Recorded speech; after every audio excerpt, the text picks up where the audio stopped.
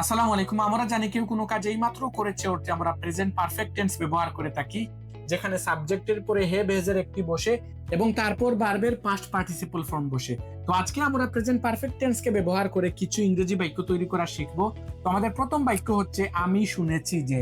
তো আমি শুনেছি যে, এই যে শুনেছি, গিয়েছি, খেয়েছি, খেলেছি, এইরকম বাক্যগুলো প্রেজেন্ট পারফেক্ট টেন্সের অন্তর্ভুক্ত। এজন্য আমরা এটাকে প্রেজেন্ট পারফেক্ট টেন্স অনুযায়ী তৈরি করব। আমি শুনেছি যে, তাহলে আই হ্যাভ হার্ড দ্যাট। আমি শুনেছি যে সে একজন ছাত্র, হি ইজ এ স্টুডেন্ট। আমি শুনেছি যে সে একজন ডাক্তার, তাহলে I have heard that he is a doctor.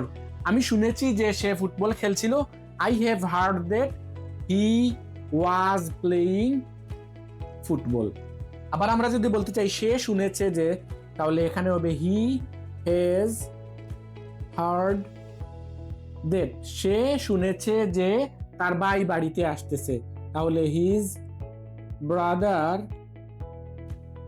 Is coming home. সে শুনেছে যে তার ভাই বাড়ি আসতেছে। তারা বলেছে যে, তাহলে এখানে হবে দে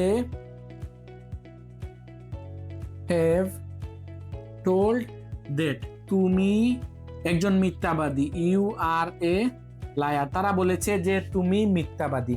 তারা সিদ্ধান্ত নিয়েছে, তাহলে এটা কি হবে? দে হ্যাভ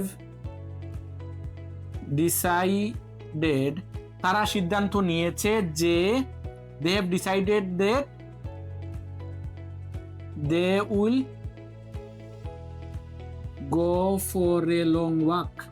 তাহলে আজকের এই ভিডিওতে আমরা শিখলাম কেউ কোনো কাজ করেছে, গিয়েছে, খেয়েছে, এরকম সেন্সে বাক্য তৈরি করার সময় আমরা প্রেজেন্ট পারফেক্ট টেন্সের স্ট্রাকচার ব্যবহার করি, যেখানে সাবজেক্টের পরে হ্যাভ হ্যাজের একটি এবং তারপর ভার্বের থার্ড ফর্ম বসে।